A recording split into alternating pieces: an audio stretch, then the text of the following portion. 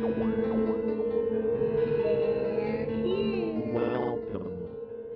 to Spooky Southcoast. Look, I know the supernatural is something that isn't supposed to happen, but it does happen.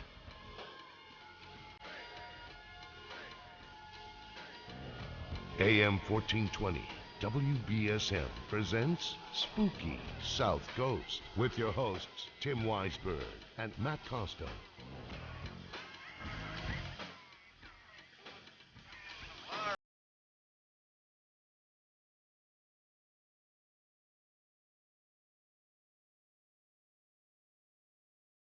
Good evening and welcome to Spooky South Coast. Tim Weisberg here, along with the silent assassin Matt Costa and science advisor Matt Moniz, here to talk with you about the paranormal, as we are each and every Saturday night, broadcasting live on WBSM and also on Spooky TV at SpookySouthCoast.com. So if you want to see what's going on in the studio during the show, just go to SpookySouthCoast.com, click on the Spooky TV logo up in the corner, and not only can you see what's going on with the cameras, and we have multiple cameras because we're a full-time media conglomerate here.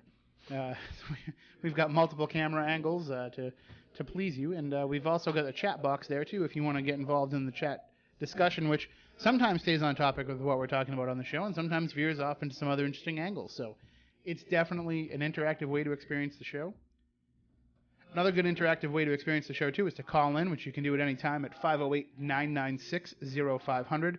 1-877-996-1420 for a toll-free call. You can also email us spookycrew@SpookySouthCoast.com, or you can text us 508-444-2661. That's the number to send us a text, and you can email and just whatever you're comfortable with. We want you to be involved. This is your show. We're just here because we know how to press the buttons. Well, actually, I should correct that. Matt Costa knows how to press the buttons. When he's not here, it's kind of a fumbling mess for the rest of us. Almost a train wreck, if you will. So, speaking of which, Matt Costa, I haven't seen you all week. How's your week been going? Oh, it's been long. Yeah? Yep. It just seems like it's Never ending. Yeah, you look like you've been having a tough week. It's been a tough few weeks. I miss you. It's the only time I get to see you anymore is on Saturday nights. But that's all right. We'll make the most of it tonight. And we're going to have a great discussion tonight with our guest, Pam Patalano. She's going to talk with us about being a psychic medium. And also we're going to talk a little bit about psychometry, which is something that we haven't talked about much. And for those of you who saw or listened to last week's show, we had Claire the Haunted Doll in here with us. And I heard some stories from people that were listening, especially from our content director, Chris Balzano, that mentioned that there were some issues going on with our camera, with our wide-shot camera. And with the camera that we had pointed at Claire the doll. Which is funny because I mentioned on the show last week that I had her in the room while I was using the same cameras to record my sports show. And when we were using the wide shot camera, which is a HD, it's a Microsoft Life Cam, it's HD 1080, it's a pretty high-end webcam. And when we were using that, we were getting like this double exposed image. And I guess there was some stuff happening too, in terms of what was going on last week on Spooky's TV. Now this week, I used the same cameras to record the sports show, and I didn't bring Claire with me, and everything was fine. We didn't have any issues with the cameras, but I've been having some things happen with her at my house, which is kind of funny. So, we'll get into all that in the book, Haunted Objects, which is coming out soon by myself and Chris Balzano, but I say coming out soon. Finished soon to be completely written. So it's not too late to get in your stories if you have any haunted objects that you want to share. Just email us, spookycrew@SpookySouthCoast.com, and share with us stories of any object that you might have that's haunted, cursed, possessed. Maybe you bought it at a yard sale, maybe you bought it at a flea market, and you got more than you bargained for. We'd like to hear about it. In some cases, you can send it to us, like Jill did with Claire the doll. And we'll do our best to try to follow up on some of those hauntings. But that's something that we're going to get into tonight with our guest, Pam Patalano. You've probably seen her on Spirit Connections with Tiffany Rice. She's been on there the last few weeks. She also put together that Northern Rhode Island Paranormal Festival that happened last weekend. So let's bring her on. Good evening, Pam. Welcome to Spooky South Coast. How you doing? Thanks, Tim. Great to have you on the show. Oh, again. Thank you. This time we can you. talk a little bit more in depth than we did last time. Sure, that'd be great. Well, how did the festival go? I've been hearing great things. I've heard nothing but positive response from the people that attended. Oh, that's great. No, I thought it went really well. We had a lot of participation. everybody showed up. We had about 250 people come through the door, Wow. give or take. The people that spoke were wonderful. I heard great things about everybody. The rooms were full every time somebody gave a presentation. I think it was a great success. Andrew Lake did really well, sold many, many books, and he was a happy camper. Well, is this going to be something that you're going to put on annually now or semi-annually? What's the plan? I think if we want to do it right, I think annually would be great. I've already had a lot of requests of what we're going to do next year, so I think I'm going to get started on that a little earlier than 2 months ahead of it this time. Well, now you know that it's coming, yeah, so now you've got time. Exactly. And, just a little plug in here, too, for the Southcoast Paranormal and Psychic Fair. They're having another one on April 21st of 2012 here in Fairhaven. So, if people want to get together before next year's Rhode Island Festival, then they can come to that one, too. And hopefully, Pam, you can make it to that one because that gets a lot of the people in this area together, too. Oh, good. I'll give it a shot. And then if you have your date already picked for next year, you can promote it then. That sounds good, Tim. All right. So now, when we first started hearing about you was from our friend Andrew Lake, and he was saying that he works with you very closely on a lot of his investigations. Yes, he does. Absolutely. And how did that meeting come about? I was doing a friend of mine in Warwick, Rhode Island, had a haunting in her house, and she had called me to come in and see what I could pick up on. And through a mutual friend, Andrew came, and we had a couple of other people there as well. So that was the first time I had ever met him. And, it was great. We hit it off, and the investigation went really well. He found a lot of stuff. He called me to tell me what he found, and, that was it. It just took off from there, and, we're really good friends, and I admire what he does. Very professional, documents everything, and, makes sure it's a fact before he puts it out there for everybody to see. So kind of like what I do, too, so I respect that. And, you guys all know Andrew, so. Oh, yes, very well. And we know that his opinion of other people in the field, we know that he takes people at face value. He'll listen to anybody discuss their abilities, and he'll listen to people talk about what they can do, but he always has that bit of skepticism about it himself. And for him to come in and talk about your abilities and to talk about what you can bring to an investigation, I just know that you're the real deal, just by the way he talks about you. Well, I appreciate that. So how did you first discover that you had these abilities? I mean, was it something that happened to you by accident, or was it something that you decided that you wanted to develop? No, because I had the ability since I was, my first memory is about 3 years old, and it was more of like telepathy, so I could hear people's thoughts, and that went on for quite a few years. And as gradually as I got older, it changed. Not only did it change, I kept what I had, but I just kept adding more to it, so that I could do telepathy and the psychometry came much later, just various other things that I was able to do. So I really didn't do anything with it till I was about, 45, and then it just kept, you try to get out of the path, and it kept dumping itself into the path. So I knew that I just had to accept it finally and, use it. It was great. So, you bill yourself as being a psychic medium. Yes. And that means that you have both the ability to see forward and the ability to communicate with the dead, if I'm getting that right? Yes. Okay. And I know with some people it's, some people say, well, I kind of can do either or. They've kind of been able to develop one over the other. But with you, you've been able to develop both pretty evenly? Oh, yeah, absolutely. Are they exclusive from one another, or do they work hand in hand with each other, those two abilities? Oh, no, they work hand in hand with each other. I mean, I can, speak to, I don't know, it sounds kind of cliche, but speak to the dead or the past. And, if I'm doing a reading for somebody, if somebody comes through, I can tell them, have a conversation with both of them. And then also, it's kind of like a movie film. And that's what it looks like to me in my head. So, I pick pieces of their lives out, what's going on now, what happened yesterday, what they had for breakfast, what they were thinking about last week, So it's it's kind of I don't know. Unless you're in my head, I really can't describe it. But that's the best way I can show it to you, is like a film strip. Well, that's what I was going to ask, is exactly how it manifests for you, and that's kind of what it is. It's like you're seeing a movie playing out. Yeah, when I'm doing a reading for somebody, I just make contact. I touch their hands, and that's what I see. Sometimes I don't even have to do that. I can just be in somebody's presence, and I'll pick up thoughts, and I'll hear the thought in my head. I won't necessarily have to see anything. I just, I'll hear a name or a place, a time, and generally I know what person it belongs to. Even if I'm standing in a crowd, I can look at that person and say, who's Adelaide? And they'll be looking at me like, where'd you get that name from? And that's my aunt. I was just thinking about her this morning, kind of thing. So, it's pretty interesting. So, was it something that as you're working to develop it, did you attend seminars from other people did you read books about it? I mean, what was it that allowed you to develop it, or was it just practice makes perfect? Well, practice was a lot of it. Because I always knew I had it, in like I said, many different forms.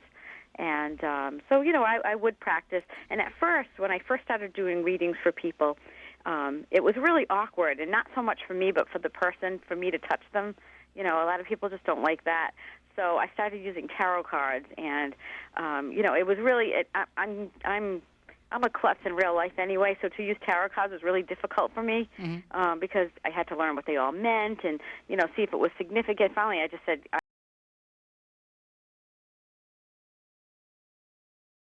I put their hands on mine, and I have to do it, and it's pretty simple. So, it was practice, a lot of practice. I did read a few books.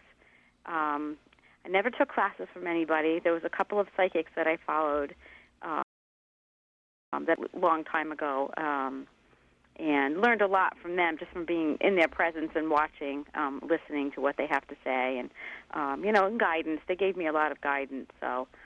That was pretty good. A few questions, Pam? Psychically? Well, no.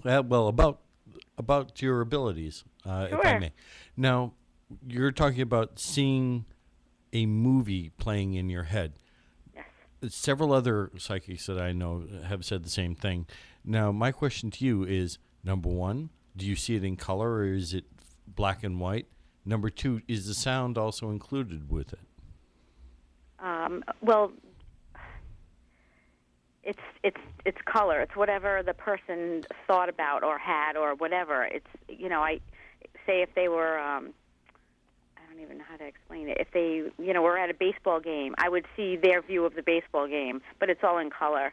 The noise isn't necessarily there. Whatever messages need to come through will come through. So you know what I mean. So it won't be like the whole conversation they had. It'll be whatever message I'm supposed to give them or hear is what I get back. So if you're watching the game, so to speak, you don't hear necessarily the announcer announcing the person at bat or anything. You're just getting the emotional response of the person watching the game, or. Something like that.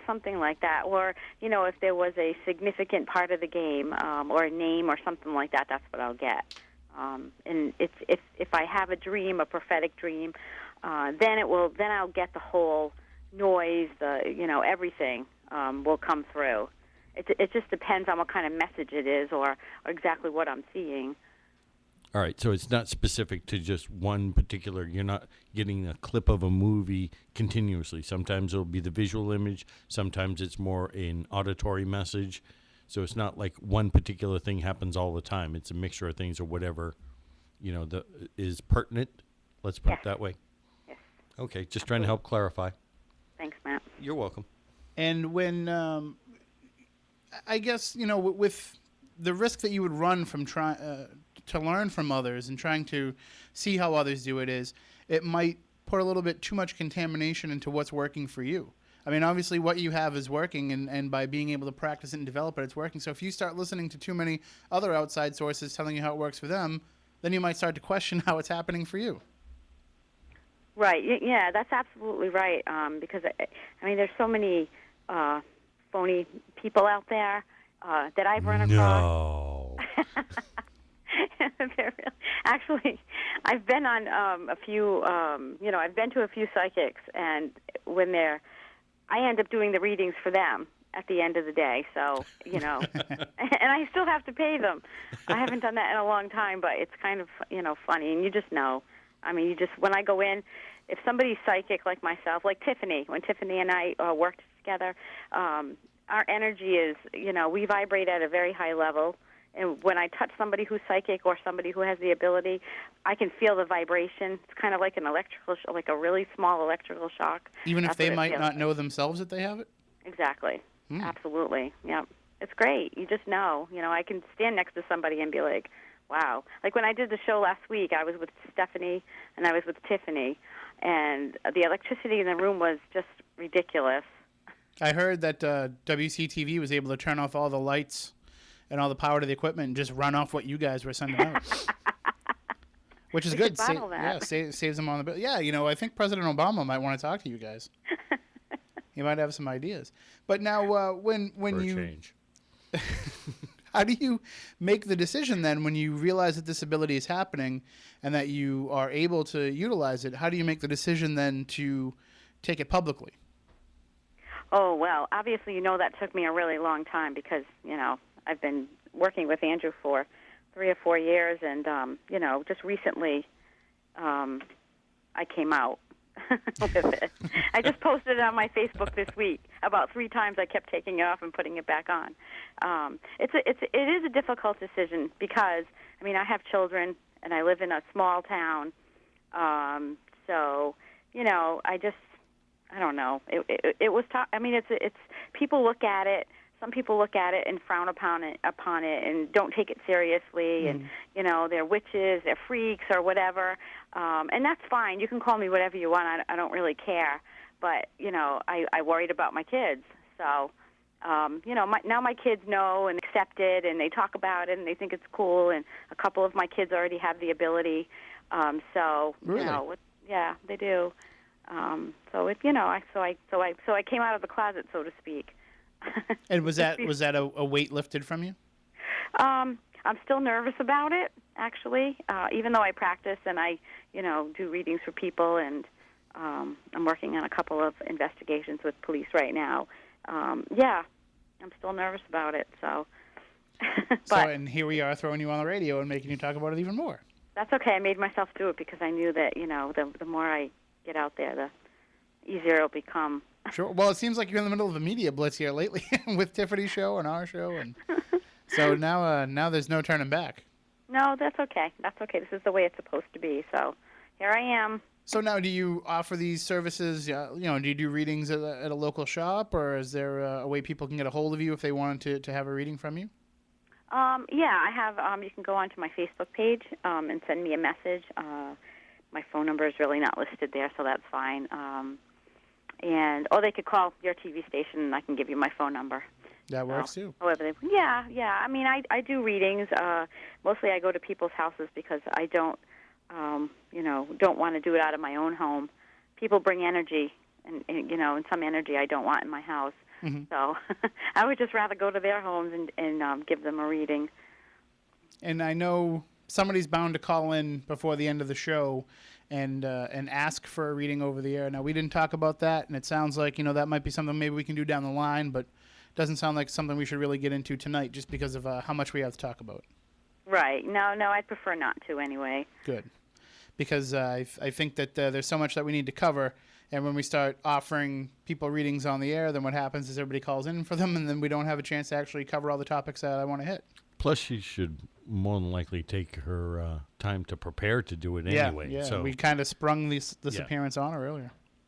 That's okay. That's all right, though, because we knew that we wanted to talk with you because there is so many interesting cases that you have worked on, and a lot of these places that you went with Andrew for the book, for his book, Ghost Hunting Southern New England, they're public places. They're places that people can go and places that people might have had their own experiences. Out of all those places that you went with Andrew for the book, what stands out to you as being the place that impacted you the most? You mean of the ones that were in the book? Well, even so, just any public place that you investigated with Andy that just really stood out to you as a place where there was quite amount of spirit activity happening. Well, he's got a couple of things that we did. We did the Victorian Mansion last year, and that was full. That was just chock full of spirits and energy. Some of it not necessarily good. Some of it was okay. So we had a lot of hits. And that was pretty interesting because, the owners were with us when we were going through the house, and they couldn't even verify some of the information. But later on down the line, I spoke to them, and they had called me as well to let me know what was going on, and, some of the things were pretty ironic. And the other place that we went to was the Stillwater Antiques in Smithfield, Rhode Island, and we hit on a lot of things there. And I'm still in contact with the owners. I go there, at least once a month to check up on things because it's pretty evolving there. And the other place that we were together was the Ramtail. Oh, yeah. Which I'm sure you've heard Andrew talk about a lot. And when I had gone there, I had no idea where he was taking me. As usual, I just asked him not to tell me anything. And he's leading you out into the woods. He did. He led me out into the woods, and we were walking, and, he's just like, took me to this big pool, so to speak, in the woods. And, I could see there was about, 12 bodies piled up, one on top of the other. And the last one was a girl with a white dress on, and she was the last one to die. To drown there. And I'm giving him all this information, and I said, it was really hard because a long time ago it was a lot deeper, and, people got stuck in this really yucky mud, and they couldn't get out, and that's mostly how they drown in that place. And, later on he verified all this information, and, like you said, Andrew was a skeptic at the beginning, and every time I would have a hit, I would turn around to him and go, "Do you believe me now?" So it was kind of. But after that one, he was like, "Okay, you're legit," because he verified the information. So. Well, if anybody has any questions for Pam, you can give us a call, 508-996-0500, 1-877-996-1420. But we do have a question from the chat room. The Paranormal Pirate wants to know if you can expand at all on any of the work that you've done with police departments. I mean, I know specific cases you can't talk about, but maybe you can give us an idea of how it is that you came to work with them and how it works. Okay, well, I can give you one of the local ones that this was probably about 4 or 5 years ago. There was a high-speed chase between the Smithfield and North Providence police departments, and the car that they were chasing smashed into a sign at one of the local parks here in town. And from their description, they couldn't decide who was driving the car. One of the people in the car had been ejected because it hit so hard. I think he was going 130 miles an hour. Ooh, wow. And then the other person survived, but they were harassing the other person. He was in the hospital. After he got out of the hospital, they put him in jail because they thought he was driving the car. And it was actually my daughter and myself. My daughter had a dream about it the next night and didn't even know about the accident. And she told me, she said, "Mom, she goes, this guy was in my dream, and, I was walking by the park at the end of the street, and he turned around, and, half of his face was missing, and she could see all the bones inside his face." And I said, she goes, "I think it was a car accident," and she was trying to describe it to me. I mean, she was young at the time. She was probably, 13, 14. And then the police had contacted me and said, can you help us? Can you tell us who was driving the car? And I did. I told them who was driving the car. It was the guy who got ejected. And they didn't believe it. I think it went on for like 2 years. And finally, through forensics, they proved that it was the person that died that was driving the car. So this poor guy was in jail all this time for no reason. Wow.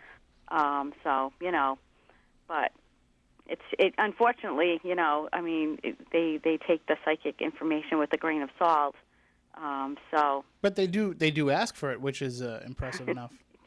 Well, some of the police officers will ask for it, but they can't tell anybody they're working with a psychic because they'll get razzed at work, obviously. So they have to say that they got this information, through a different channel. I don't know how they back it up, certainly, because if they're not using if they're not telling them they got it from me or somebody else. And there have been a couple of other cases, and, One we worked on together here. Yes, and I guess I'm not at liberty to talk about that one, so I won't. Yeah, we can't.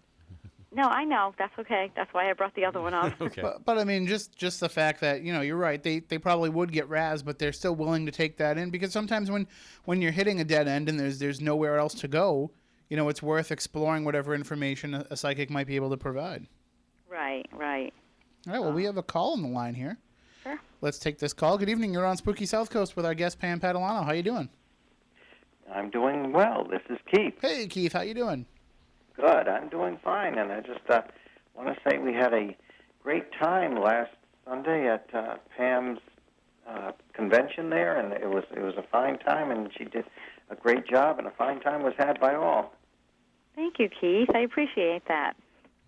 Yeah. She put on a great time, and we all enjoyed it, and of course it was great getting to speak and to also listen to Pam and Tiffany talk. That was very interesting and captivating, and it was a really, really attractive presentation. Everybody got along very well, and it was great seeing Andy Lake there, of course.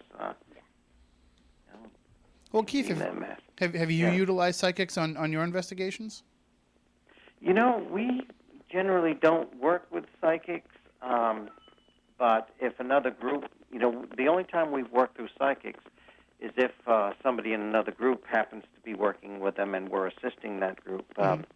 We generally don't call psychics in, but there was one time years ago we were at an inn in Connecticut, and Sandra had, I think we're all psychic to a certain extent. Obviously, we all have that. Oh, sure. Greater or lesser extent, but Sandra had felt like an energy pull on the bathroom threshold, the room we were in, and there happened to be a sensitive with us, and she said, without telling her, she said she felt the same exact thing. She felt like there was almost like an invisible tube where entities were coming and going, and we did get an EVP right in that section there. Because as you know as well as I do, bathrooms are haunted, right? Well, it's an energy source. It's running water and everything like that. So, and I don't know if anything had happened in this particular, stretch between the room and the bathroom, but we did get an EVP telling us to get out. So. Well, I know whenever anybody tells me to get out of the bathroom, I listen. Yes, right. Usually they have a good reason. I knew that was coming. Don't nobody go in there about 35, 45 minutes. But but it's probably the same way that we look at it, though, Keith, where it's somebody that has these abilities. It's just another way to verify some of the data that you're already getting. If you're getting hits on some of the equipment that you use, or if you're getting hits, through EVP, and then they're able to kind of come through and provide you some of the backstory of why you're getting that data. Mm-hmm. And the way I look at it, if somebody has feelings, they're intuitive, they can point at an area, saying I'm feeling something or somebody's there. Mm-hmm. That's where we will go there and actually go to that section and actually take recordings, audio, temperature, EMF, and visual. We'll take photographs and video, all sorts of things. And,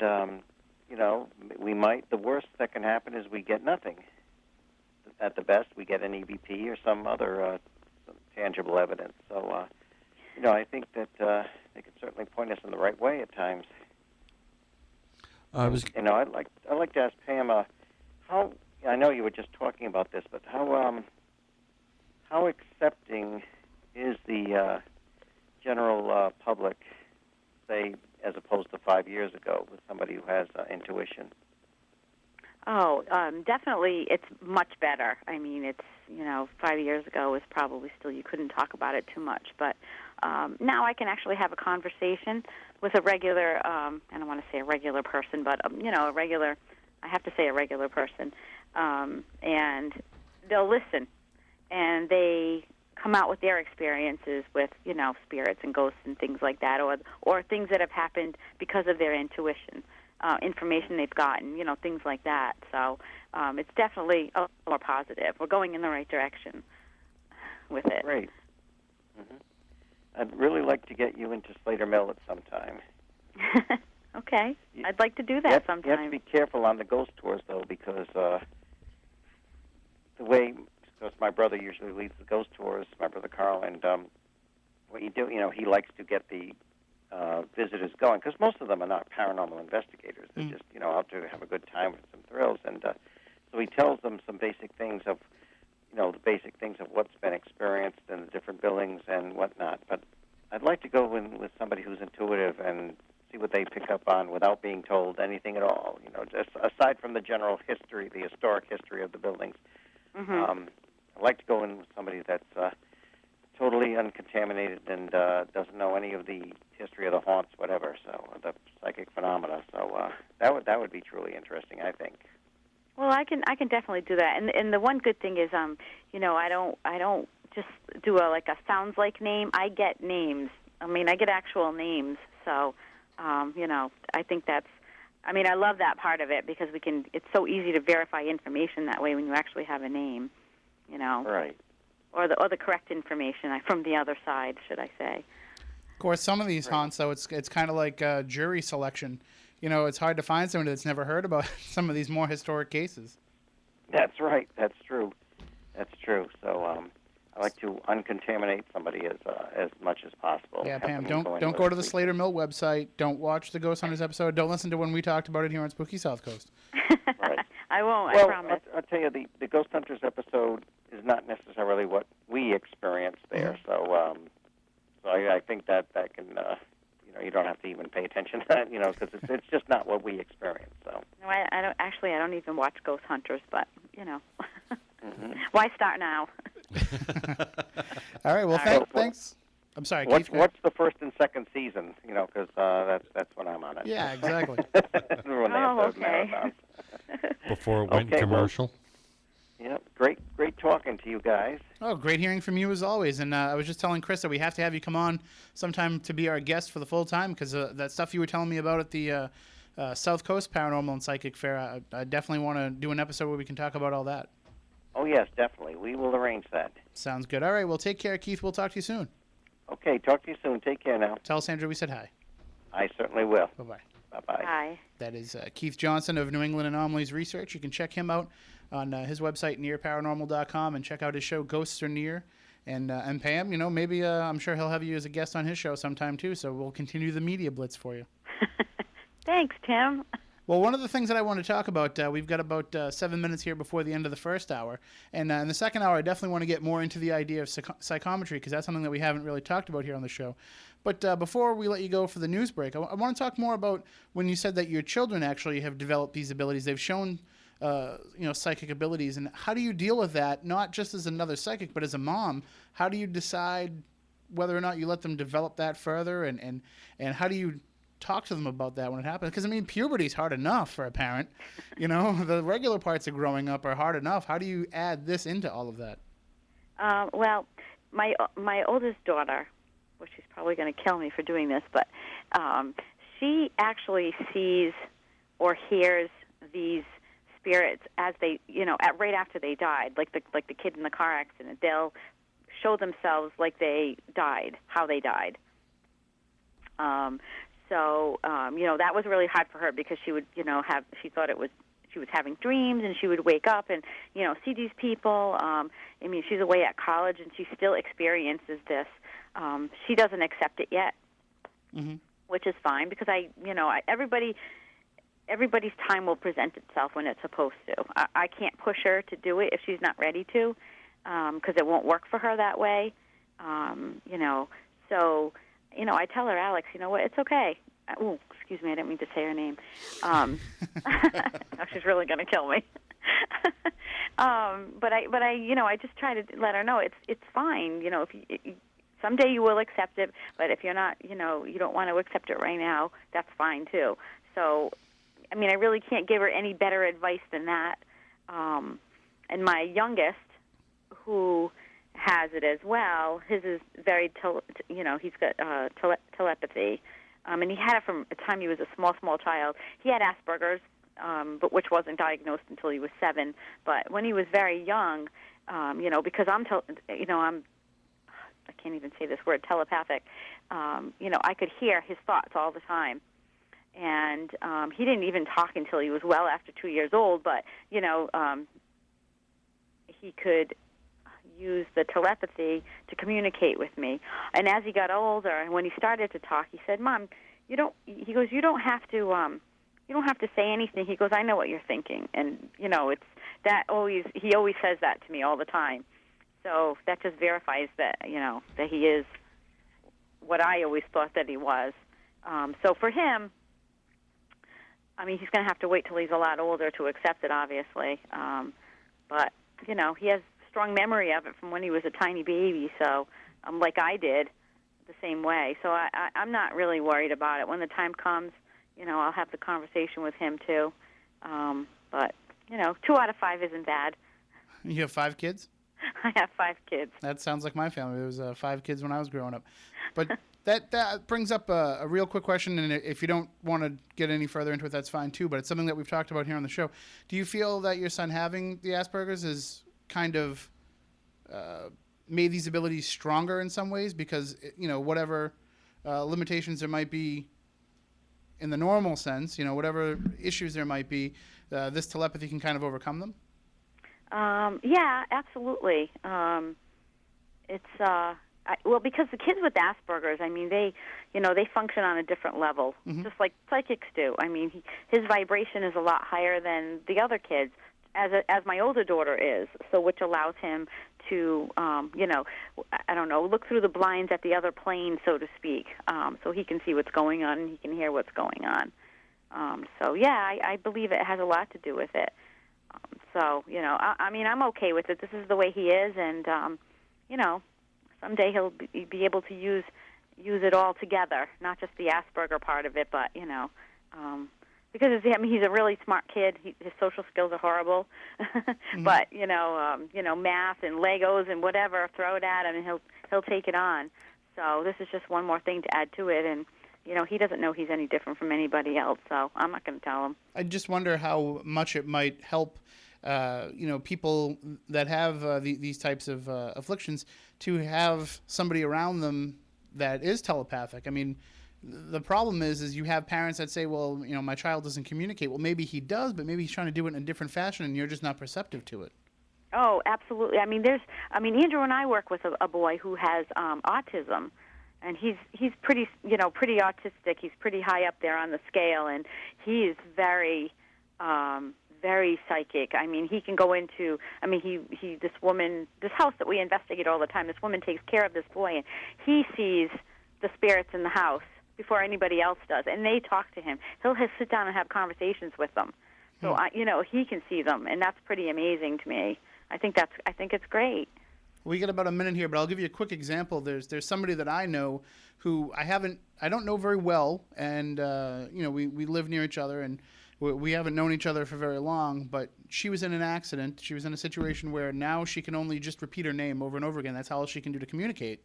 Mm-hmm. But yet everybody that talks to her can still understand what it is that she's trying to say, even though all she can say is her name over and over again. It's just one of those situations where, the inference is there, and it's almost like you're making a telepathic connection. So it definitely goes without saying that people can communicate without having to use the words if they're open to it. So.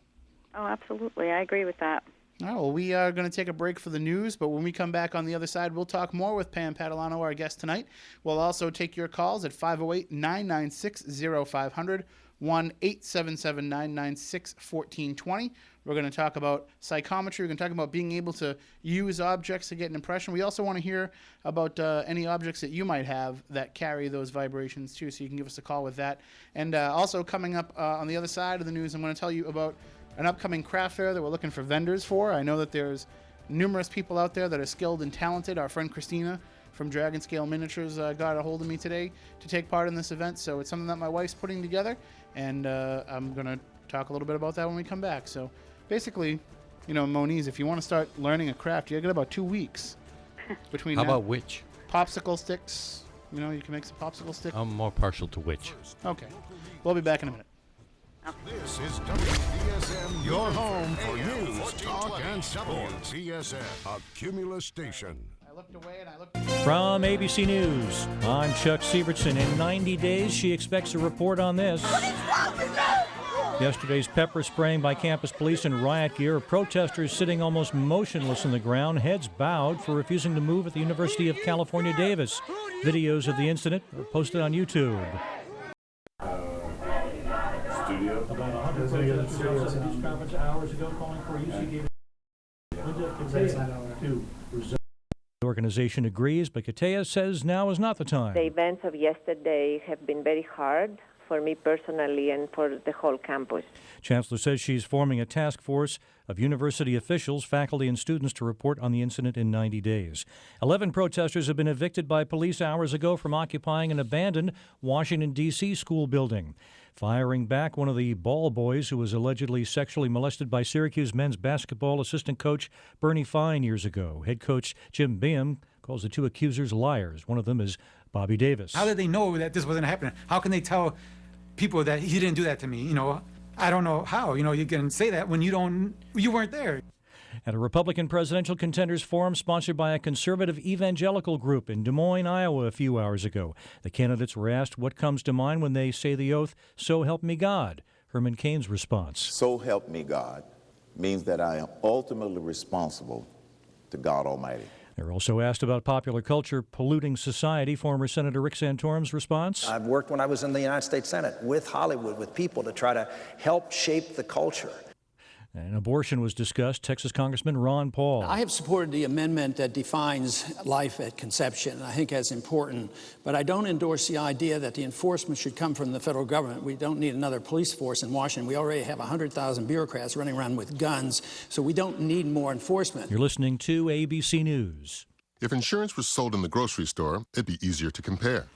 Sydney here is in the market for car insurance. That's right. So what do you think of these brands? State Farm, Geico, Progressive, and Allstate. Honestly, they're all pretty much the same to me. Well, they all give safe drivers a discount, but look at the Allstate shelf. What's that? A coupon? Even better, it's a check. Only Allstate rewards safe drivers with an extra bonus every 6 months you're accident-free. Nice. Call Allstate today, and you'll also get a lifetime membership in Good Hands Roadside Assistance absolutely free. Get 24/7 access and low flat rates on everything from tows to tire changes. For your free membership kit, just call a local agent or 888-ALLSTATE today. Shop less, get more. Make one call to an Allstate agent. Bonus check not available in every state. Feature is optional. Subject to terms, conditions, and availability. Allstate Property and Casualty Insurance Company and Allstate Fire and Casualty Insurance Company and their affiliates, Northbrook, Illinois. Having a fast start. The United Wisconsin Coalition says it has gathered more than 105,000 signatures in the first 4 days of the effort to force Republican Governor Scott Walker into a recall election. Organizers need 540,000 valid signatures by January 17th, but are trying for more in the event some signatures are declared invalid. The recall effort was spurred by Governor Walker's successful passage of a bill eliminating most public employee collective bargaining rights. Legislative recall elections this past summer left Republicans in control of the Wisconsin Senate. Richard Cantu, ABC News. Most of the 10,000 evacuees in Reno, Nevada have gone home as fire officials say a wind-whipped wildfire has destroyed at least 32 homes. The fire is 80% contained. Latest on the egg supplier story is that Walmart, the nation's largest retailer, says it severed its business with the company in question, Sparbo, but a Walmart spokesperson would not give the reason for the action. The FDA warned one of the nation's largest egg farms it was operating in an unsanitary manner. An ABC News investigation found inhumane practices at the facility. Now the group Mercy for Animals says it's time to stop packing birds into cages the size of a file cabinet. That would leave each bird less than a standard-sized sheet of paper to spend her entire miserable life. Director for Investigations Daniel Hoff says the cages have been banned in California, Michigan, and most of Europe. Daria Albinger, ABC News. This is ABC News. Does your roof need replacing? Your house need cleaning? Or maybe you're ready to update your kitchen? Big or small, whatever your home improvement need, log on to home.servicemagic.com. Service Magic is a free online resource with instant access to pre-screened remodelers, maids, handymen, painters, and many other home contractors. It's easy and it's free. Just go to home.servicemagic.com. home.servicemagic.com. That's home.servicemagic.com. Chuck Severson, ABC News. Me? I started smoking when I was 13. I always thought when the time came, I could quit. No problem. Then at 28, I tried to go cold turkey, and I found out how hard it really was. I made it all day without a smoke. Right until I met up with the guys. But I learned something that night. In fact, every time I tried to quit, there were more than a few, I learned a little more about what worked and what didn't work for me. And when I realized that I wasn't alone, that most people don't quit on their first or second attempt, I knew there was still hope. Today, I'm an ex-smoker. My only advice is to never, ever give up trying to quit. If you're trying to quit smoking, the American Lung Association is here to help every step of the way. Visit quitterinyou.org for tools, tips, and stories from smokers we've helped to finally quit for good. The American Lung Association. We support the quitter in you at quitterinyou.org. AM 1420, WBSM, and Wines and More are sending you on a Christmas stroll weekend in Nantucket. You and a guest will fly to the beautiful island on Cape Air and then experience the enchanting holiday tradition of Nantucket's Christmas stroll and enjoy a romantic dinner at a fine restaurant. To win, simply log on to WBSM.com, or you can increase your chance to win by signing up in person at Wines and More, located at Wareham Crossing.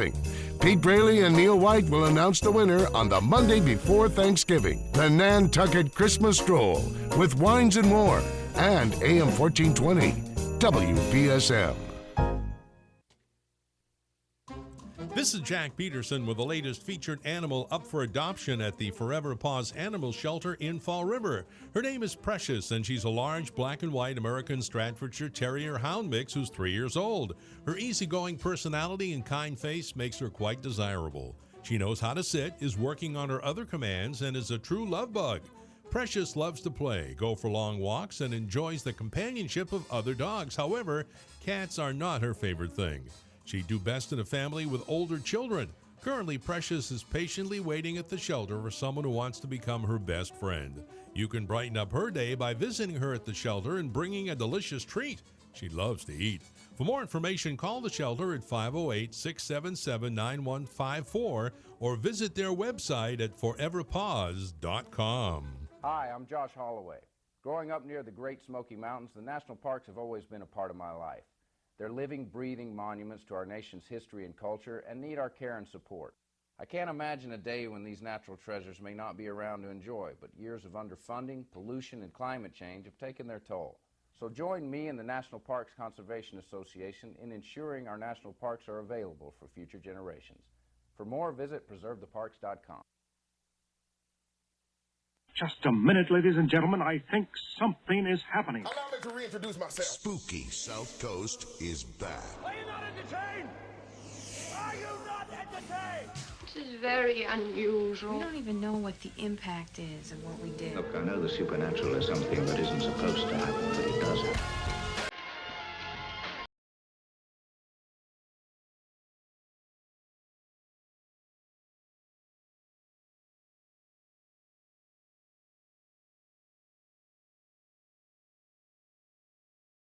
Two of Spooky South Coast, Tim Weisberg here, along with the silent assassin Matt Costa and science advisor Matt Moniz, broadcasting live on WBSM and on Spooky TV at SpookySouthCoast.com. And speaking of which, if you're on SpookySouthCoast.com right now, you can check out this hat that my wife knits. She made this for me like 3 or 4 years ago, and it still is awesome. It keeps my head warm. I wear it to all the football games that I cover. All the high school games that I cover, and everybody always compliments me on it, wants to know more about it. Well, my wife knits them, and she has them available for sale. So if you want to purchase one, they're $15 to $20, depending on how many colors you want. Mine's got the nice three colors. But I bring this up because it's a segue into the upcoming Village PTA Craft Fair at the Minot Forest School on December 3rd. It's a Saturday morning, Saturday all day. and they're looking for crafters. The tables are $30. So if you have a unique craft, I was telling my wife, she's like, you don't have to promote it on the show. You know, we'll find crafters. It's not that big of a deal, even though, you know, it's a couple weeks away and they need crafters. But she's like, don't worry about it. And I said, no, I want to bring it to the Spooky South Coast audience because so many of them have unique talents and abilities and different things that they make. And, you know, so many of our friends have businesses where they put together this stuff, or some people just have a talent for it and they don't really get it out there, and maybe now's the time. So if you're interested in getting a hold of her, you can email her at Jennifer_Graul, that's Graul, at yahoo.com, or you can just email me, spookycrew@spookysouthcoast.com. Get a hold of me on Facebook, and we'll get the information over. But again, I encourage you out there, if you have a talent, if you have a product that you make, to definitely get out there and take part, because it's a fun. The holiday fair is fun anyway. And I'm especially glad because I found out I don't have to dress up as Santa Claus for this one. I do for a couple other events that are going to be coming too, but I don't have to do Well, it. you are a jolly old elf. Yes. Well, that's the problem, is I'm an elf. I'm like the size of an elf, so it doesn't really work when I'm Santa Claus for older kids. But, you know, as long as they're like kindergartners, first graders, then they buy it. You know, they're not quite as tall as me yet, but they're getting there. So, again, just get a hold of me, and I'll let you know more information about that. And, Moniz, you've got those ghost tours going on at Lizzie Borden's, too. I hear those are going like crazy. Absolutely insane. Like I said, I'm doing them every weekend now, 12:30 and 2:30 every day on Saturday and Sunday, and it's just phenomenal. I keep getting more and more reports from other people that have been there, reports of stuff happening during the week. You know, I get people that leave information there, and it's just becoming outrageous. I mean, there was somebody that left a photograph that was there on August 5th, the day after the anniversary, got a face in one of the windows upstairs that one of the best facial shots I've seen. And not touching that one? Yeah. No, but I mean, he looking realizes it was coming right out of his mouth? Yeah, unfortunately. Again, not touching that one either. Sorry. But yeah, it's one of these things where it's like phenomenal, the response, and for basically $15, we go through every single room of the house, including the basement, and you get all of the paranormal stories. I'm actually going to turn this into a multimedia thing. I'm going to start including all of the videos and as well as EVP stuff with people that donate and the stuff that I have. And 12 and 2:30, is that what you said? Yeah, 12:30 and 2:30. 12:30 and 2:30, $15. Saturdays and Sundays. Yeah, kids are $10. And if they want to reserve a spot, they can call Lizzie Borden's at 508-675-7333. That's the number to reserve your spot there. And definitely, if you haven't been there, this is the perfect, you know, when you take the historical tour, they don't have time to tell you about the ghosts because the historical tour itself takes up the entire tour. So this is a good way to find out about some of the paranormal phenomena going on there. So definitely check that out. And of course, they have to do that if they want to know, because they can't go to Dead of Winter because it's sold out. Well, they're also going to be offering another like mini paranormal things. And starting in about another week or two, they're going to open the house for paranormal investigators from basically 6 to midnight, $35 a person, okay? Get you in the house with a limit of 20 people, which is not bad. You get 6 hours in the house to roam around for $35. There will be people in there to supervise, like myself or Andrew Lake and stuff like that, but that's just to prevent people from camping out in a room and, staking claim to it for a night. It's like, no, we'll share it, but you'll have your time to do stuff in each room. All right. And so, I mean, if you want to get that going. We've talked about this. There we go. I didn't know you were I got a great show for you today with some wonderful weird stuff. Flashback. Going old school here. I feel so very weird.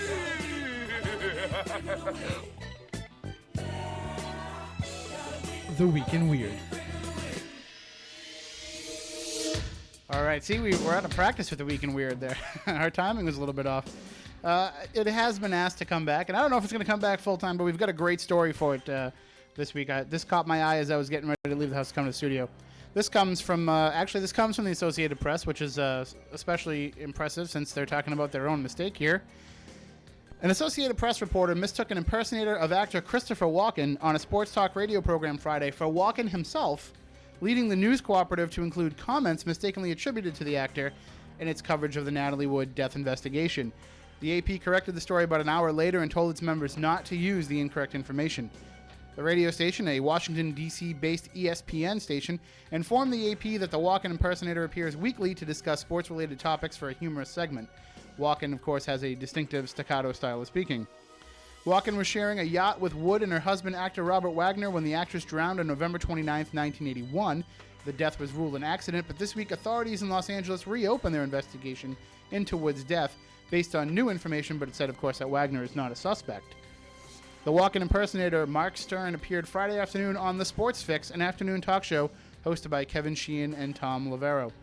Chuck Sapenzia, the program director for the ESPN station, told the AP on Friday evening that Stern has made regular Friday appearances impersonating Walken during the past few football seasons.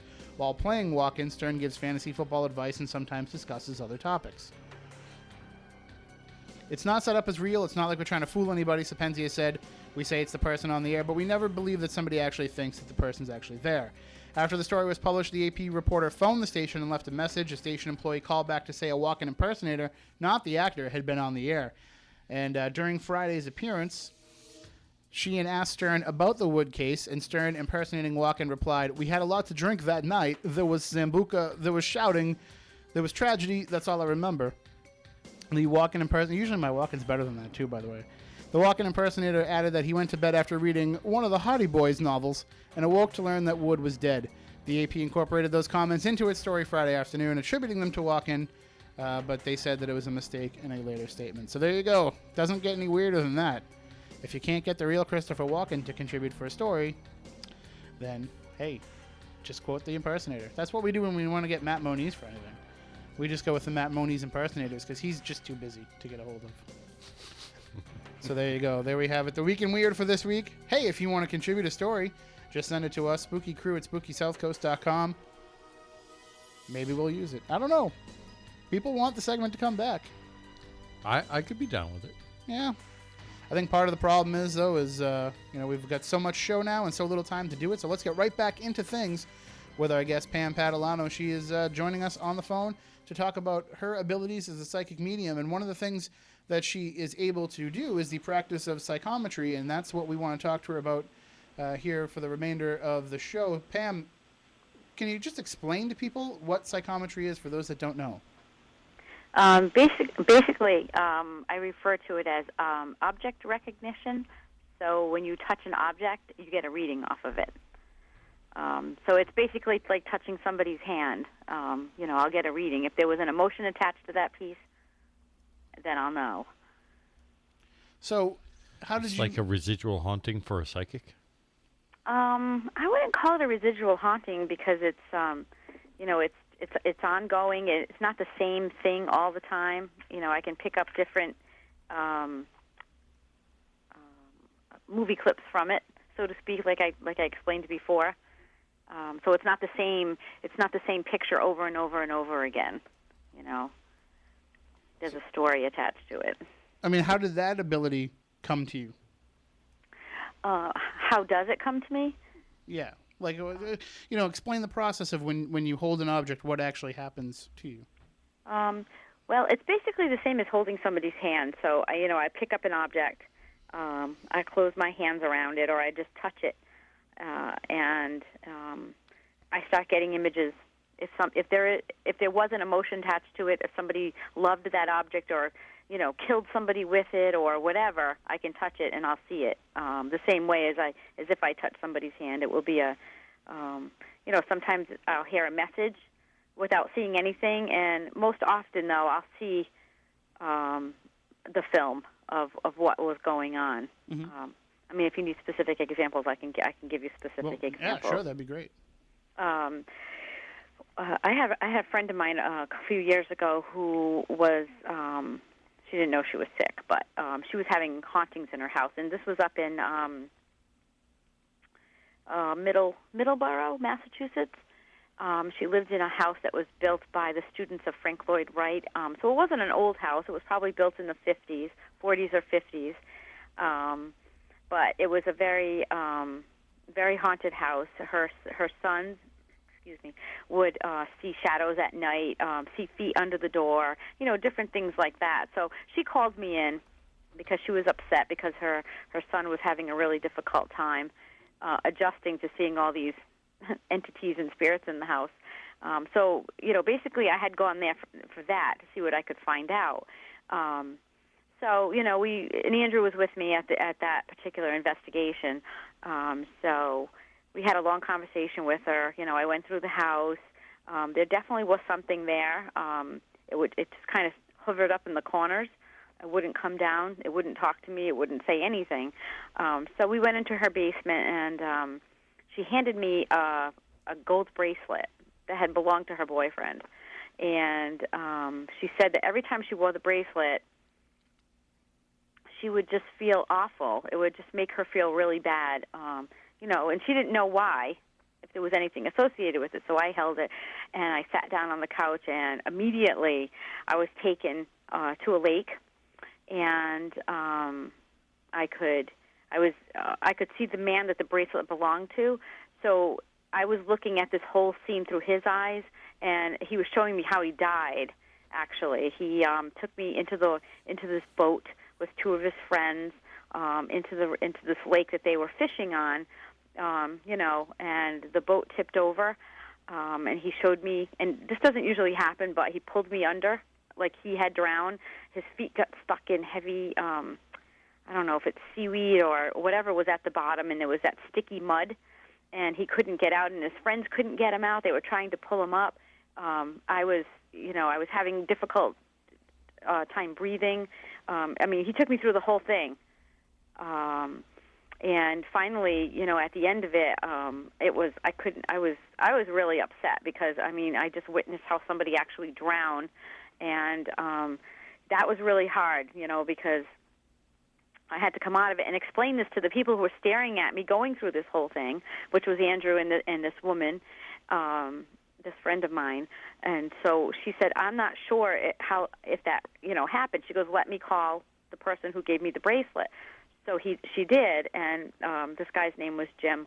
And so I'm getting on the phone with him, and I'm giving him all this information. I said, Jim, this is what I saw.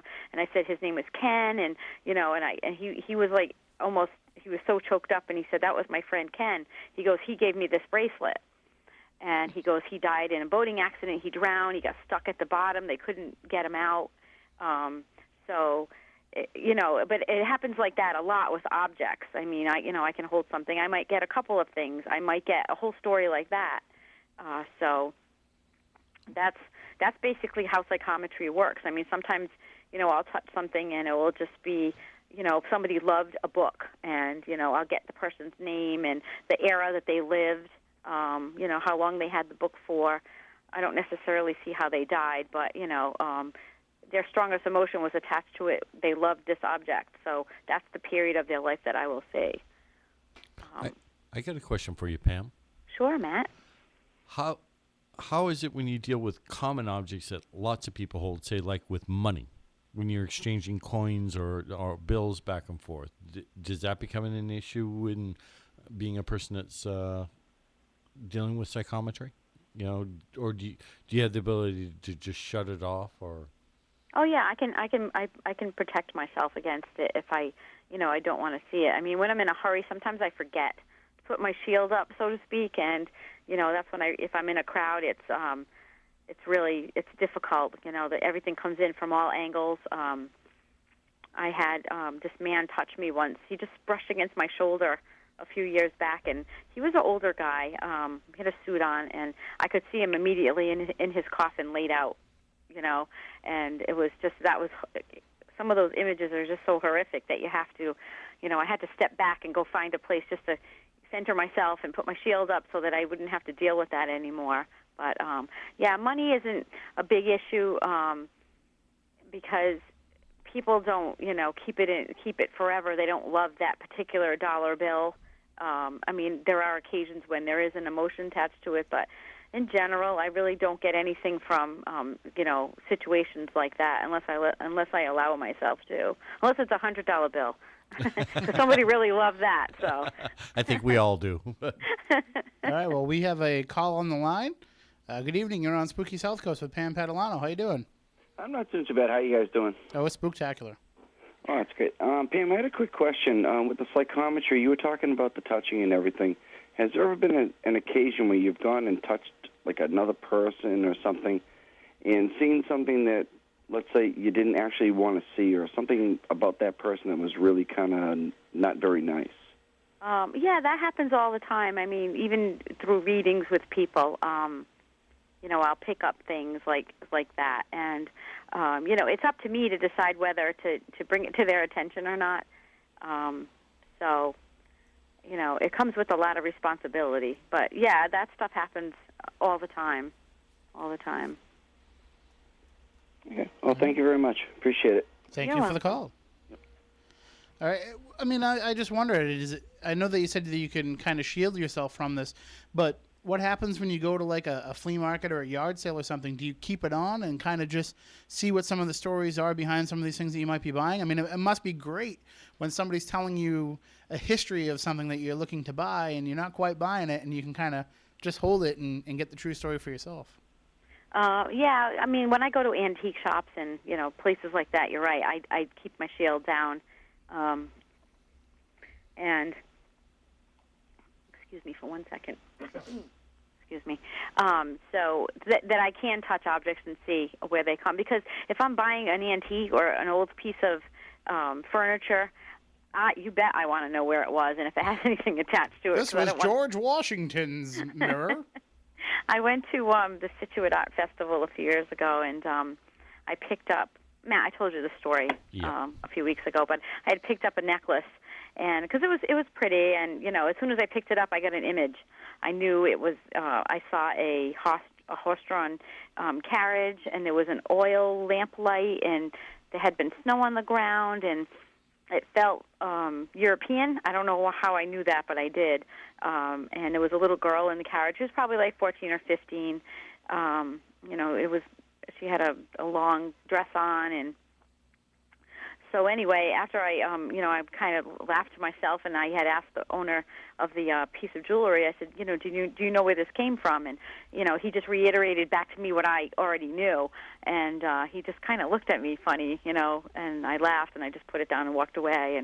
But yeah, that's kind of I guess it's kind of cheating, but it works for me, so I'm going to use it. And I mean, how deep would that ability use? I mean, if somebody handed you a autographed picture of Michael Jordan, could you be able to tell if that's an authentic autograph?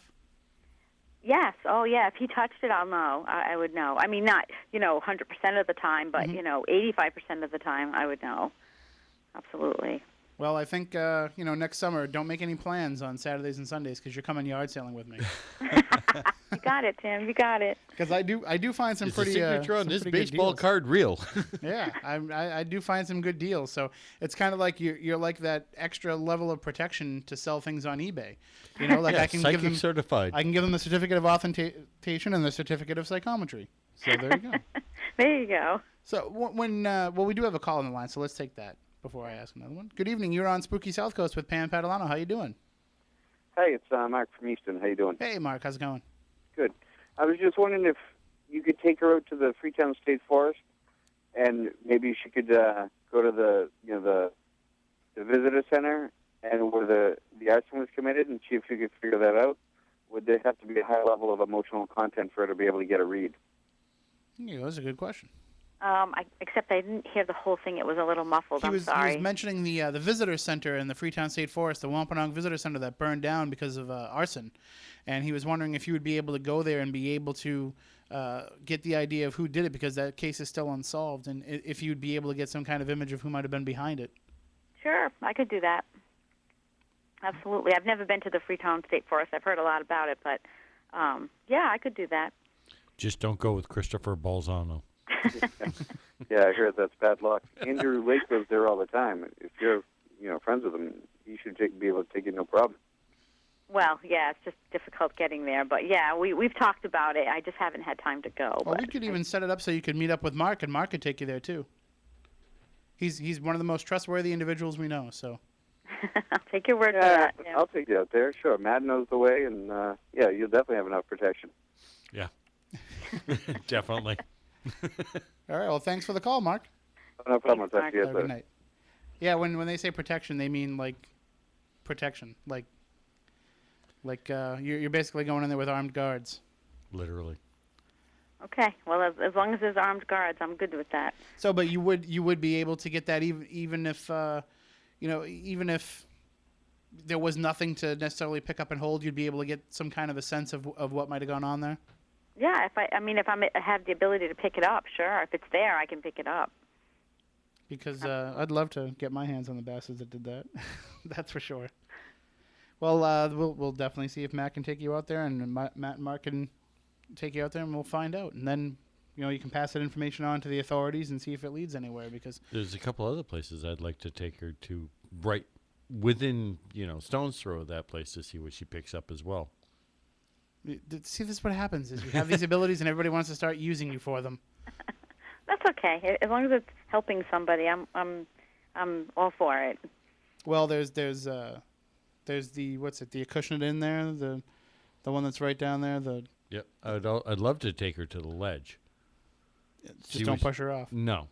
But you can take her down to the inn there and buy her some dinner for all the work that you're making her do. Psychic will work for food, right? Type of thing, just like the rest of us paranormal investigators. Yeah, I would have no problem taking her down there to, buy her dinner and what have you. It's the least I can do for you, Pam.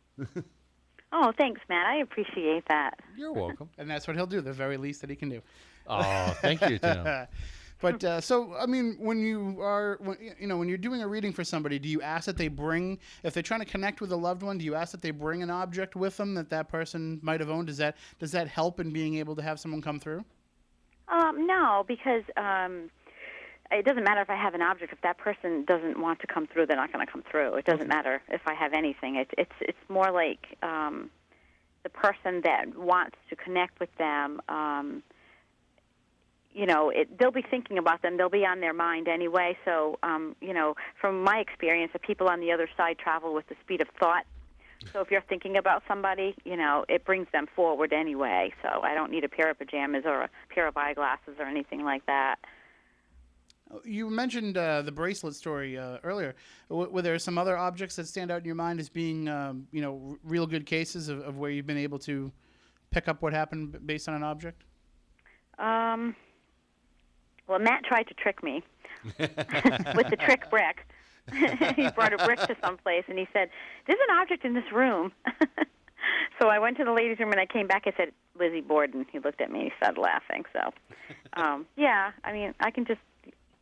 There's been the necklace was one of them. The bracelet was another one. In fact, there was a psychic doing my cards once. This is one of the tests and I knew she wasn't real because I just had a feeling. But I said I'll sit down and play with her a little bit anyway. And she had this ring on, and I said, "Can I see your ring?" So she gave it to me, and I said, and I told her what I saw. I told her I saw I don't know what those cellar holes are that are in the ground, but they're attached to the house. What are those called?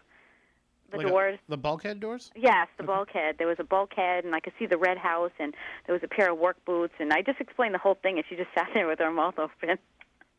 And I still had to pay her, but, that was beside the point. And that was just from holding her ring. And I said, "You found this in the sand on a beach," and I described the whole thing, and she was just like, "Oh, my God."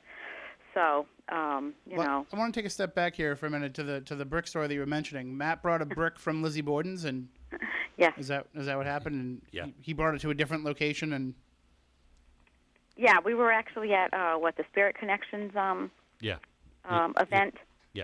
Yeah, and there was, he had several objects on a table, and when I came in, they were talking to another psychic or a medium. I'm sorry, and she had picked up on a couple of things in the room. So they were having the discussion as I walked in, and both him and Andrew looked at each other and said, "Yeah, let's see if Pam can figure out what it is."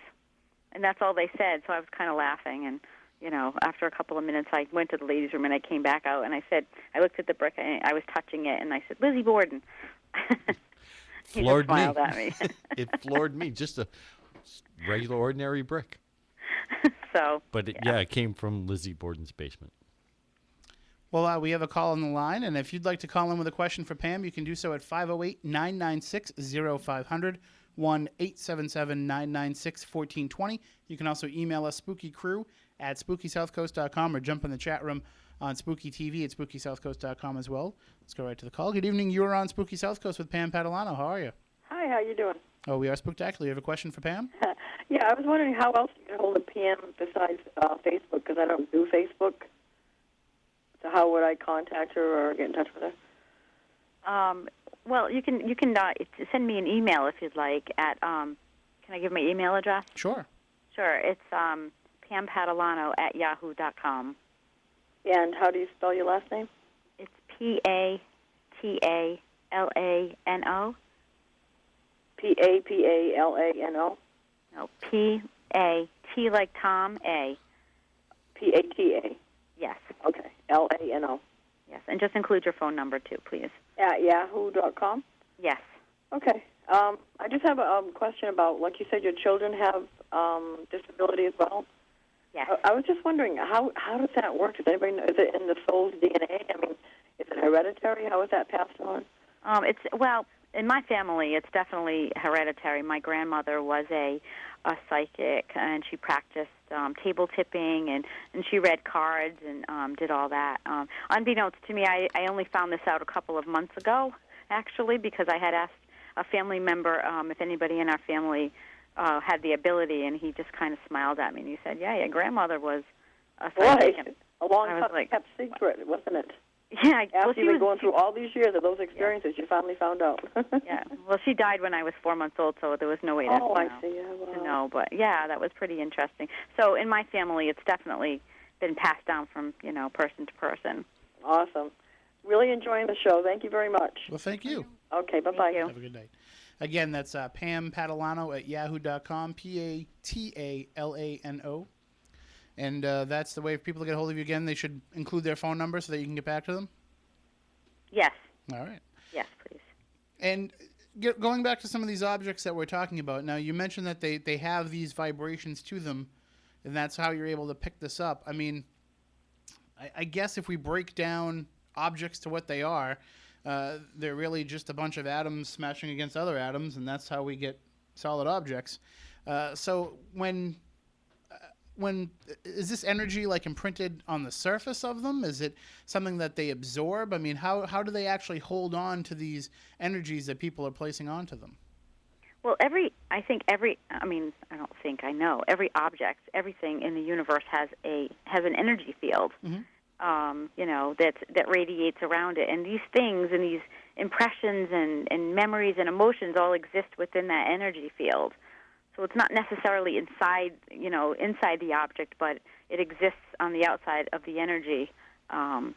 Because that's what I read. I mean, I read energy, like, when I touch somebody, or, I can see their auras, and I can see what's going on. If they're sick, I can see, red. And it's the same thing in an object.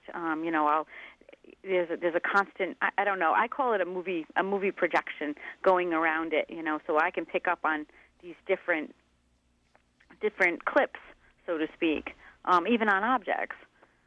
So let's say that if it's something that has passed over through many hands, or maybe it's a family heirloom or something, and there's a lot of attachments to it, are you able to decipher those, or do you kind of just pick up on whatever one might be the strongest, or might they all come through and you kind of have to filter them out? Sometimes, it's been on a rare occasion that all of them come through, that I do have to decipher them out. But for the most part, objects are, coveted by people. Some people more so than others. They love an object. They hate an object. Whatever the strongest emotion that the person had attached to this object is usually what I pick up on it. I mean, it doesn't matter if 20 people owned it, but that one person that, carried that thing around with them everywhere they went, that's usually the one that I'll pick up on, is that one. It doesn't matter if she was the fourth person out of 20 that owned it. that's the one that I pick up on. And sometimes I can see, many of them, depending on how much everybody loved this particular object. We know that children will have a favorite toy, something that they make an attachment to. And we also know that they are able to see through the veil a little bit easier than adults can. Is there any kind of reason, psychometrically speaking, why they might be connected to a particular toy or connected to a particular stuffed animal? Is there some sort of connection made at that level, or is it kind of just that's just what their crutch is? Well, that's I can't really speak to that too much because I'm not sure about it, but I know that kids like under the age of 4, most kids under the age of 4 are very I don't want to say psychic, quote unquote, but have the ability to connect to the other side or connect to whatever might be standing in front of them that the adults don't see, because they their energy is very pure. They vibrate at a very high level all the time. Because a lot of kids who grow up who aren't psychic have, their parents will tell me when they were young they saw my aunt and uncle that died. Sure. They were talking to somebody. We heard them on the baby monitor. That's happened. I can't even tell you how many times. So, kids' emotion is a little bit different than ours, and I don't pick up on a lot of children's emotion, sometimes attached to dolls. That's like a big thing. Dolls or, what was the other thing? Beanie Babies. Of all things to pick up and get an image was a Beanie Baby. And I did at the house that I actually met Andrew at. Was her daughter had some Beanie Babies, and they had a lot of energy attached to them. So I have a whole attic full of them. I don't want you to tell me what the energy is attached to them. I want you to tell me if they're still worth anything. Because I spent a lot of money collecting those things, and that market did not pan out, let me tell you. No, it didn't. The other place that should be great to bring to would be like a used car lot. Find the best used car on the lot.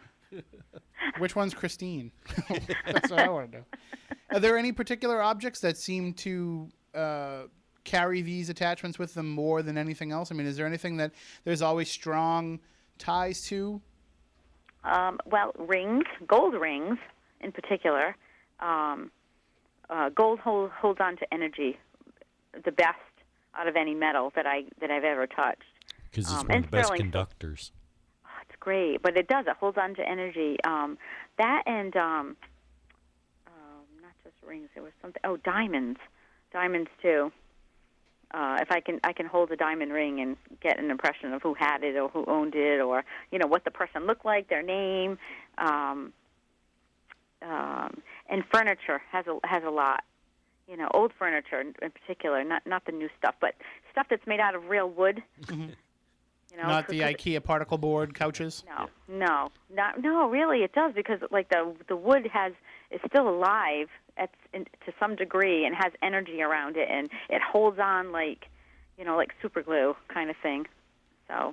So it's interesting that you say diamonds are able to hold on to the energy, because I'm sure they hold on the love and the admiration of the women who owned them and the hatred and resentment of the men that had to spend all that money on them. Well, I guess you could put it like that, Matt. Tim, I'm sorry. That's all right. People get us mixed up all the time. Thank you. I needed to laugh tonight. So, I guess the good thing to being able to do this, though, is, it must be easy for you to relive a lot of memories in your life, to just be able to hold on to the objects and make that connection. Say that there's a loved one who's, not that you can't communicate with them anyway, but if you just want a simple reminder, you can pick something up and get that instant feeling from somebody. What we might feel as nostalgia, you can actually see before your eyes. Yeah, but I don't need to pick up an object. I have not a photographic memory, but it's I don't know. I don't even know how to describe it. It's like a sense of smell or a noise would bring me back to that place immediately, and I can remember everything: the colors, the smells, the time of day it was, the time of year it was, and it's just, so. And I don't know if that's because I'm psychic or it's, because my brain is messed up. I have no idea which it is, but it's great though sometimes. Well, here's a question from Low Battery Dave in the chat room. He wants to know if when you're holding these objects and you're able to visualize these spirits, if you can make the determination if what's attached to them is a human entity or maybe a non-human entity, because we've heard stories of attachments of non-human entities to some objects. Are you able to make that determination? Yes, absolutely. And is that in what you see? Not so much as what I see, because they can trick you into letting you think, they're human and they're not. Mm-hmm. But it's just a sense, a sense of, I don't even, it's like a sense. a discernment, kind of? Yeah, but it's humans give off a certain sense to me. Something that's not human or alien or whatever gives off a totally different vibration. So, I would know. That makes me wonder about something. Are you able to pick up on things like, say you were to pick up an animal's chew toy, can you key in on what the animal was thinking, if that's possible? You understand not the question? really. Yeah, I do, but no, I've never been able to pick up a particular horse's bridle or something and feel something about the animal? It only works with humans? Well, for me, it only works with humans. I mean, I can see what animal had it. I can see what he looked like or, what it was, but to get inside its head and figure out what it was thinking, absolutely, no, I can't. I can't do that. So that I can't do. Okay, that answers my question, because there are some people that are animal psychics, as they say, but no, you're just able to pick up on the animal, maybe the color of it, or maybe its name or something. Exactly. Okay. Nothing more than that. All right. Mm-hmm. I think when I go through flea markets, yard sales, pawn shops, whatever I go through, I find that I'm kind of drawn to certain objects. It's like I know when to go to one, because I'm going to find what it is either that I'm specifically looking for, or something that I collect, or something that I need at that time. I don't spend a lot of it's almost like I don't spend a lot of frivolous trips to these places. I always seem to come back with something, whether it be something that I can use, something I was looking for, something that I resell. Mm-hmm. So it seems like I'm drawn to these objects, maybe. And is that something that happens to a lot of people? Are they drawn to the vibrations of objects for a particular reason? Well, they are, but you have to be, your vibration needs to be a little bit higher in order to be able to do that as well. Because that's like your instinct telling you, you need to go to this flea market today and you're going to find exactly what you want, kind of thing. So it's your instinct. So you've learned how to listen to your instinct and not use your head so much or your logic so much. And that's really what that's really the trick, is to learn how to use your instinct and learn how to use your senses to be able to do this. So it's not all magic and smoke and mirrors and mm-hmm. It's you're actually learning how to use your senses. And some people are just so busy with their lives they could care less. They don't want to. They don't listen to their gut. They don't follow their intuition, so to speak. But it's all about your intuition and using your senses, and obviously you do that. So that's a good thing. Another question from the chat room is, you mentioned being able to turn off this ability. How do you turn it off? Because as this person pointed out, you're not going to want to go into a hotel room and realize everything that ever happened in that bed you're about to sleep in. Sometimes we have visual evidence, and you don't need to have any kind of abilities. But I mean, how do you turn it off? What is the process for you? I mean, is it as simple as saying, I don't want to know? No, well, I mean, it could be that simple, but I make sure that I have a process how I turn it on, and then there's a process, I'll go in and turn it off. And I'll just tell you quickly. I'm not going to go through the whole thing because that's, my kind of thing. But I just I have this room that I go into in my mind, and I go through a whole circle of lighting 100 candles, each one individually. And as the room fills up with the white light, and that's my protection, and that puts my shields up so that I can use my ability. In the same way, when I'm done, I'll go into that room and I'll blow each candle out in my mind until it's off, and that shuts it off for me. I know that sounds strange to some people, but that's what works for me. And then it just shuts off until I want it to come back up, unless I come in contact with somebody who's stronger than I am, psychically, and then that my shield will come down. It's really hard to keep it up when you're with somebody that can dig in. better than I can. Here's another question from Tropical Wolf in the chat room. Have you ever had to have an object cleansed in some way because you didn't like what you were getting from the object? Have you ever had to try to remove whatever energy is attached to an object? I'm trying to think if I did. Well, first question is, would you be able to if you needed to? Oh yeah, I can do that. Absolutely. I'm trying to think. I lived in New Jersey for a while, and I had bought a curio cabinet, and the energy on it was pretty low when I got it. So it didn't bother me until I got it into my house. So then I had to clean it because I loved it and I didn't want to give it away. So I don't know what was attached to it, but it wasn't of this world. Let's just put it that way. And, so I did have to clean. I still have it, actually. And now it's clean. It doesn't have any more energy attached to it. So, and my son, who's psychic, when he was he was probably 1 when I bought it. He wouldn't even go in the room that it was in until I cleaned it. Well, we have about 10 minutes left in the show. So if you have any questions, if you want to give us a call, 508-996-0500. 1-877-996-1420. You can also email us, spookycrew@spookysouthcoast.com, or jump in the chat room on Spooky TV, spookysouthcoast.com. One question that I want to ask while we're on the topic of, being able to clean objects, cleanse them, what about new things that come from the store? I mean, manufactured, put right on the shelf, but they're still going to have attachments to them from those who have touched them, those who have shipped them, those who have stocked them. Do you ever need to cleanse anything that you're bringing into your house that's brand new? No, not really. I mean, you know what? I probably should, but I don't. I mean, because it's not, the energy attached to it isn't that strong. Nobody has really owned it and loved it, and it's not scary energy.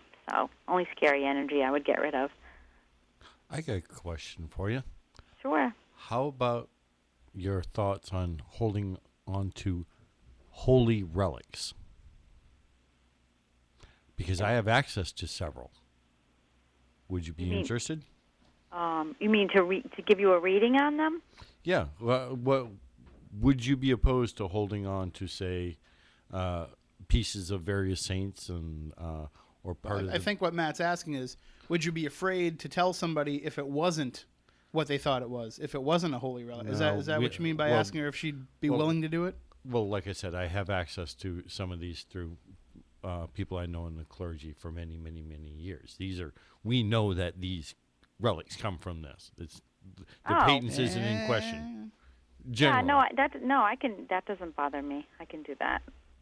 Okay. I always have some trepidation about holy relics, even ones that are owned by the church. There can only be so many pieces of the original cross. I actually have access to one of those, believe it or not. There can only be so many. Even if it's the size of a toothpick, there can only be so many of them. It's actually about smaller than the size of a piece of rice, but that's beside the point. Well, and you wouldn't have any problem if somebody thought that something was attached to an object. You wouldn't have any problem telling them if that wasn't the case? Oh, absolutely. Yeah, no, I don't have a problem telling them that. No. Not in particular for these objects, but just any object in general. No. If I feel like somebody needs to know, then I will definitely tell them. If it's something bad or something good, or if they bring me something and they have one belief and I find out that there's something else, I don't have a problem telling them that. Because people should know. I think people should know. 90% of the time, people should know. Do you find that in some cases when people are ready to pass on, or maybe as a result of passing on, that they do attach their spirit to an object willingly, that they love something so much that they want to continue to be a part of it? No, because if they love something that much, their energy's attached to it anyway. But for the most part, I've never run into somebody who's willingly put themselves on an object. They usually attach to it if they loved it anyway. So when we talk about like the haunted objects that I'm researching now for the book, are we talking about something that might have the person's whole spirit attached to it, or is it just part of their essence remains behind and somehow the object is able to convey that to us? Well, it's both. I mean, I worked on a case in South County, actually, with Andrew, and there was an ejection seat that there was actually a pilot attached to, and he won't leave it. I mean, physically he's there, and I've had a couple of conversations with him. And then, I've seen objects that it's just an essence of a person. So when I read it, I get a name. I don't see the person because the person's really not attached to it, but their essence is definitely there. So, it just depends on the object and the situation. What must it be like for you to go through, say, John Zaffis's museum or Lorraine Warren's museum to go to all these haunted and possessed objects and have to roam around with them? I mean, is it no different than you walking around a regular flea market or a regular museum? Yeah, there's no difference because you'd be surprised what's haunted and what's not. There's no difference. It's just how you handle it, just how you handle it. And speaking of handle it, though, you do have to handle it to be able to tell. You couldn't just tell from a photograph of an object? Sometimes I can tell from a photograph, but I meant handle it in a. Sure, I know. That kind of way. But no, sometimes I can just stand near an object. If it's giving that much energy, it'll come right into my field, and I can just tell you, I don't even need to touch it. So sort of like a brick. So you're not sure. You know what's funny you're not gonna let that go, are you? That messed with my head. I'm sorry. I'm sorry. So you're not going to be able to go on eBay with me and tell me if the doll that sells for $5 and then the other one that sells for $200 because they claim it's haunted, even though they're the same doll. You're not going to tell me if it's $195 worth of ghost? Unless I can touch it. No, that I'd have to touch. I can't just look through the television to tell you that. That's one of the things that drives me crazy in researching the stuff for this book is just how people have something that's worth nothing and then they put haunted on it and it sells for like $200. Well, I guess you know how to make money, huh? And it's amazing because if the people actually got a ghost on that stuff, they would want they'd want to pay somebody $200 to get rid of it. So it's kind of funny. But anyway. All right, well, Pam, we thank you for joining us tonight. Again, we'll give out your email address if people want to get a hold of you. It's Pam Patalano at yahoo.com, Patalano. Yes. And they can also get a hold of you, of course, on Facebook. And you're linked up to my Facebook as well. So if you can't find Pam, just get a hold of me, and I'll point you in the right direction. You can also email us, spookycrew@spookysouthcoast.com, and we can forward the information on to Pam as well. Thank you so much for joining us. We hope now we can actually bring you on board and get you out into the field for some of the investigations that we have, and I would love to bring. We have Jill in the chat room who actually loaned me Claire the doll, so we'd love to have you hold Claire and see if you pick up anything off her. I want to know if she's mad at me. Okay, I can tell you that. All right, sounds good. All right, thank you, Pam, for joining us. All right, thanks a lot, guys. All right, we'll talk to you soon. Thanks. Night, Pam. All right, bye-bye. Again, that is Pam Patalano. She is a psychic medium, and she's been on Spirit Connections with Tiffany Rice for the last couple of weeks. So if you want to go back on the archives and check those episodes out, you can just go to our Ustream page on ustream.tv, or if you go to Spooky TV at SpookySouthCoast.com and just click on the window there whenever we're not broadcasting live, it'll take you back to the archives as well. Speaking of which, we have I've been in some discussions this week with a couple people about some new programs coming to Spooky TV. And I know it seems like we say all the time, we're in discussions for some programs to come. Sometimes they come to fruition, sometimes they don't. Sometimes people are excited about it, and then they realize that it's not for them. But the show that I've been in discussion with, if everything works out, should be really interesting. And we have also, definitely for sure, the Demonology show is coming in the next few weeks, so stay tuned for that. That's going to be fantastic. And I will say it's Jeanette and Bob Osborne who are going to be the hosts of that show. Cool. So even though there's some things going on there, but we will have Jeanette on the show soon, Jeanette and Bob, to talk about that as it comes about.